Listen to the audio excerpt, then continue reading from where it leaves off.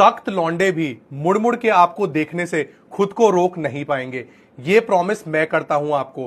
बस एक बार मेरे कहने पे एक कॉफी फेशियल ट्राई कर लो और देखना कैसा आपके चेहरे की रंगत ही बदल जाती है। तो सबसे पहले आप लो 1 चम्मच कॉफी पाउडर और उसमें डाल लो 2 चम्मच दही।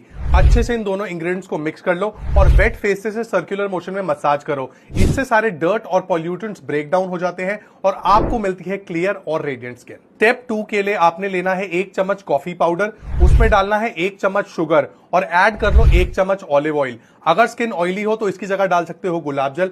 अच्छे से मिक्स करो और वेट फेस पे मसाज करो। ब्लैक हेड्स, व्हाइट हेड्स और क्लॉक पोर्स बिल्कुल हट जाएंगे। स्टेप 3 सील करेगा सारी गुडनेस को। तो ले लो 1 चम्मच कॉफी पाउडर, 1 चम्मच व्हीट फ्लावर बोले तो आटा, एंड इसमें आपने डालना है चुटकी भर हल्दी और दूध को मिलाकर एक पेस्ट बना लेना है। प्रॉपर्ली फेस और नेक पे अप्लाई करो, 20 से 30 मिनट रखो, देन रिंस ऑफ कर दो। सैलून के महंगे हाइड्रा फेशियल से ज्यादा ग्लो देगा।